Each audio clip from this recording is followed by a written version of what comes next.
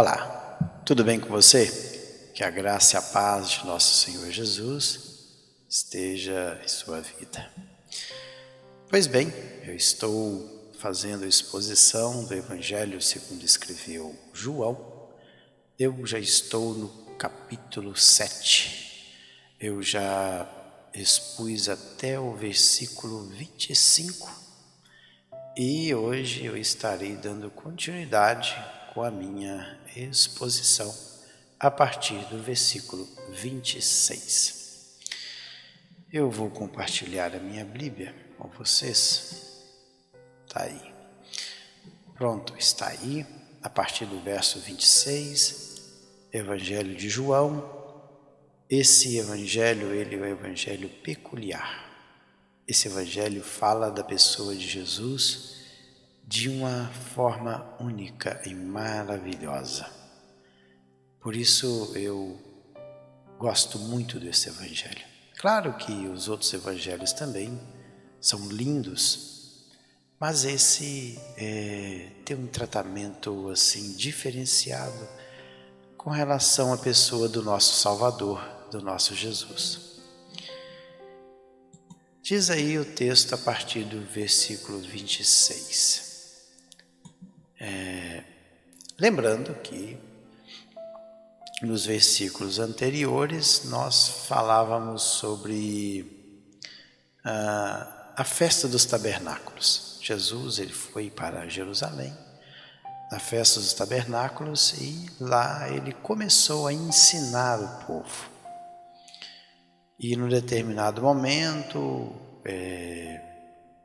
Jesus ele vai falando a respeito da pessoa dele, ele, o Pai, e os judeus não gostaram muito disso. Fato é que no versículo 25, que é o último versículo que eu meditei, diz o seguinte: dizia alguns de Jerusalém, não é este aquele a quem procuram matar? Então veja bem que eles queriam eliminar a pessoa do nosso mestre, eles queriam matar Jesus. Olha o que diz o 26. Eis que ele fala abertamente e nada lhe dizem. Porventura reconhecem verdadeiramente as autoridades que este é de fato o Cristo? Já que Jesus estava ali na festa de tabernáculos, uma festa muito importante para o povo judeu, era a última festa do ano festivo de Israel. Começava com a Páscoa e terminava aí o ano, praticamente a última festa do ano é a festa de tabernáculo, onde eles ficavam 7 dias morando em tendas. E foi justamente nesta festa que Jesus falava abertamente. E diz que ele fala, eis que ele fala, laléu, falar, a palavra falar é laléu, fala abertamente, ou seja, abertamente aí é parrésia. Parrésia é franqueza na fala, ele fala francamente, sem segredo, sem uso de figuras e comparações. Porque em alguns momentos do ministério de Jesus, ele falou muito por parábolas. Então ele, vamos dizer assim, que ele falava, mas encobertamente, porque ele usava figura de linguagens.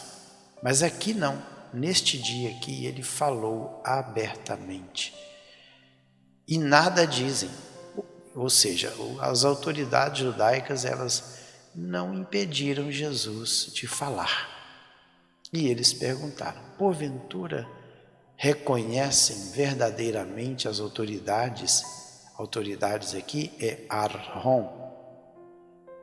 Não é, porque na verdade tem, na língua grega tem algumas palavras que quer dizer autoridade, poder, domínio. Uma delas é exousia. Exousia também quer dizer autoridade. Mas aqui o texto grego é archon. Archon é líder, chefe. Ou seja, os chefes aqui do judaísmo já reconheceram que de fato este homem é o Cristo. E outra coisa é que não falaram que ele é um profeta aqui. Disseram que é de fato o Cristo. E o termo grego é Christos. É esta palavrinha aqui, ó. Christos. Christos, que significa Messias. A mesma palavra em hebraico, mas, é claro, em hebraico é Mashiach. Mashiach foi traduzido para o grego como Christos, que é Cristo, ungido ou ungido. Na língua hebraica é Mashiach, que quer dizer ungido. E na língua grega é Christos, que também significa ungido. Ou seja, será que as autoridades já reconheceram que ele verdadeiramente é o Mashiach? E aí eles, no 27, diz o seguinte. Interessante que tem um versículo nesse mesmo evangelho, no capítulo 18, versículo 20, assim, Jesus respondeu: eu falei abertamente ao mundo. Eu sempre ensinei na sinagoga e no templo, onde os judeus sempre se ajuntam, e nada disse em oculto. Então, por alguns momentos Jesus falava em parábolas, mas em outros momentos ele falava abertamente, assim, sem esconder nada. 27. Todavia sabemos de onde este é. Quando, porém, vier o Cristo, ninguém saberá de onde ele é. Peraí. Claro que os judeus sabiam de onde que ele era. O fato é tanto que eles sabiam de onde que o Cristo é.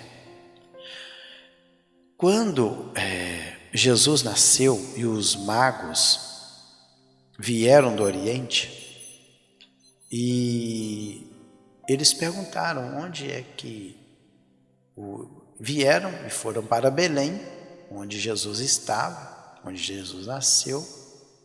E Herodes, ele querendo matar as crianças, porque ele bem sabia, vou resumir a história aqui, não vou entrar em detalhes, mas ele ficou sabendo que nasceu um rei, tal.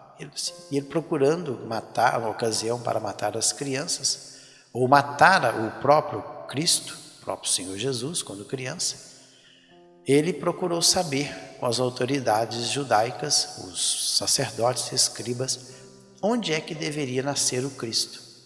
E eles disseram: em Belém. Está escrito: "Estu Belém Efrata". Foi de lá que veio o Cristo. E Jesus nasceu justamente em Belém. E eles disseram: nós todavia sabemos de onde ele é.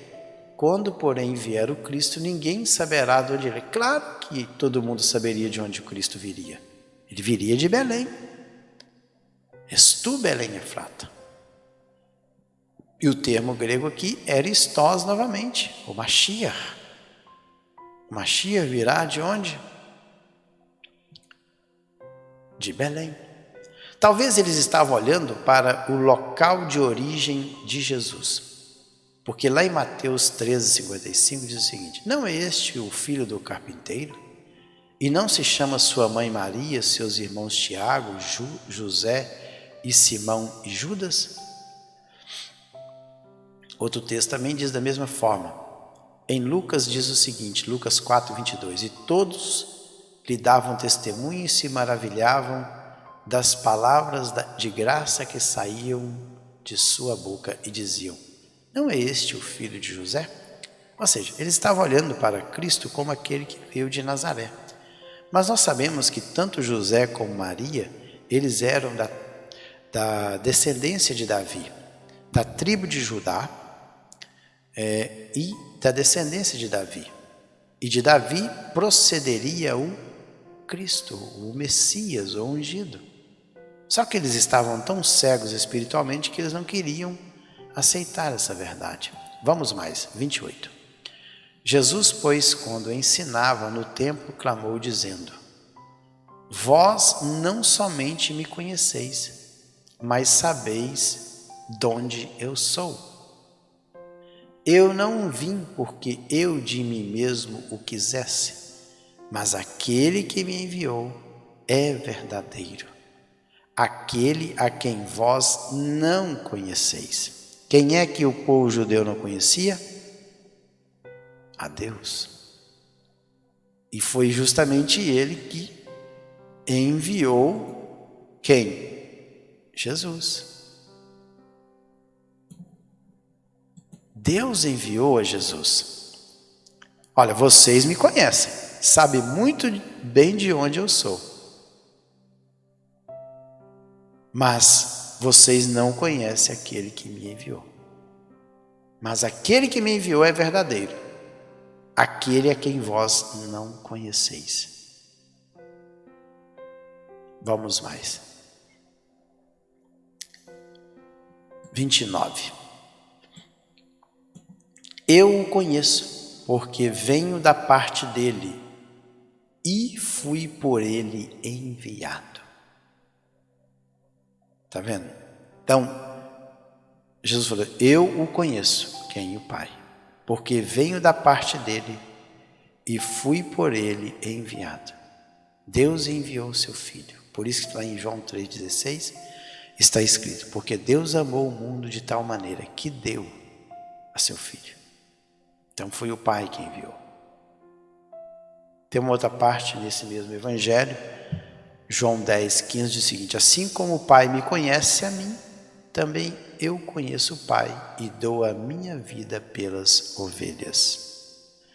Tem outro também que nós até meditamos: não que alguém visse seu Pai, a não ser aquele que é de Deus, este tem visto ao Pai. Outra passagem também: disse-lhes, pois Jesus: se Deus fosse o vosso Pai, certamente me amaríeis, porque, pois que eu saí e vim de Deus, não vim de mim mesmo, mas Ele me enviou. Jesus falando. 30. Então procuravam prendê-lo. Olha aí, capturar. A palavra grega prendê-lo aí é piazo. Esta palavrinha aqui, ó, piaçai, que é piazo. Tá? A transliteração é piazo, que vem piaçai. Tem um acento agudo aqui no alfa. Procuravam prendê-lo, capturá-lo, agarrá-lo, mas ninguém lhe pôs a mão, porque ainda não era chegada a sua hora. Tudo tem um tempo estabelecido pelo Senhor. Então veja que eles queriam prendê-lo. Olha o que diz aí em Marcos 11:18. E os escribas e principais dos sacerdotes, tendo ouvido isso, buscavam ocasião para o matar.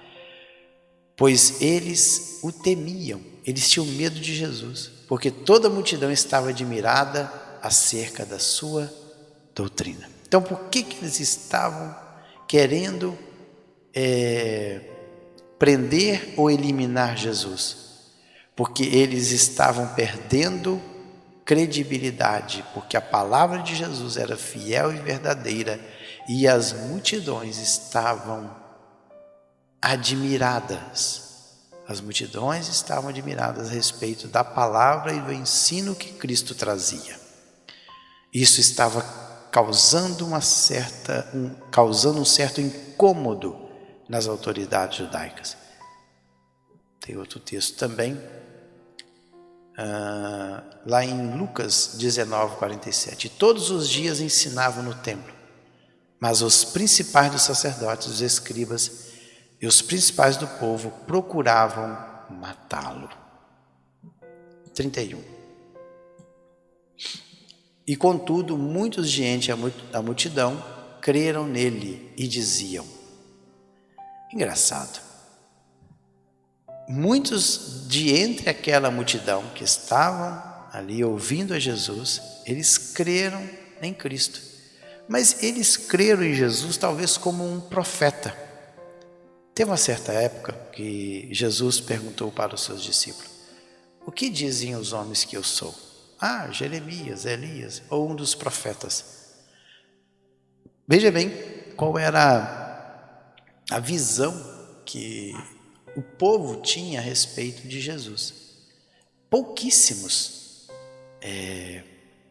aceitavam a ele como o Messias, a maioria como um profeta. Até mesmo alguns dos discípulos de Jesus criam nele, mas como um profeta, como aqueles 2 discípulos do caminho de Emaús, que eles falavam: varão poderoso em palavra, profeta. Tudo bem, Jesus, ele veio como profeta, como enviado de Deus, mas ele era o Messias, ele veio como Messias. E contudo, muitos de entre a multidão creram nele e diziam: quando vier o Cristo, fará porventura maiores sinais do que este homem tem feito? Então estavam na dúvida. Quando vier o Cristo? Então, parece que eles não queriam aceitá-lo num primeiro momento como o Messias, como Cristo, porque eles estavam esperando um outro ainda. Mas eles estavam indagando: mas espera aí, será que quando vier o Messias, ele fará porventura maiores sinais do que este homem tem feito? E outra coisa, sinais aí, é semeion. No Evangelho de João, são narrados 7 sinais de Jesus, como homem, e como Cristo ressuscitado, que é a pesca milagrosa. Mas como homem em carne, João registrou os 7 milagres de Jesus. E todos os milagres eram tratados como semeion, sinais. E aí, homem, o termo homem, que não tem, como este tem feito. Na verdade, no texto grego, não tem a palavra homem. Na verdade, tem um pronome que demonstra este pronome demonstrativo, que é o houtos. Houtos é esse aqui, é um pronome demonstrativo, nominativo masculino singular, que é esta palavrinha aqui. No texto grego não tem a palavra homem. Poderia ser aner ou anthropos. Mas aqui no texto grego, o termo é houtos. Houtos é este, ou seja, sinais do que este tem feito. Esses eram uma pergunta, entenderam? E tem outro também texto em João 8:30, que diz o seguinte: dizendo ele essas coisas, muitos creram nele. Dizendo estas coisas, muitos creram em Jesus. Então, em várias ocasiões, aí nos evangelhos, quando Jesus expõe a palavra, quando ele começa a falar, muitas pessoas, elas creram no Senhor Jesus. E aí, nasce o quê? Um projeto. Um projeto de quem? Dos fariseus e das autoridades religiosas. Para quê? Para prender a pessoa do Senhor. Eles queriam agora calar a Jesus, prender a Jesus. Mas isso será um assunto para o próximo vídeo. No próximo vídeo, eu estarei falando sobre o projeto de prisão da pessoa de Jesus. Então, próximo vídeo, não perca aí, projetos de prisão do Senhor Jesus. O que eles queriam fazer com a pessoa de Jesus. Fiquem todos na paz do Senhor Jesus, que o Senhor possa abençoar a sua vida rica e poderosamente. Até o próximo vídeo.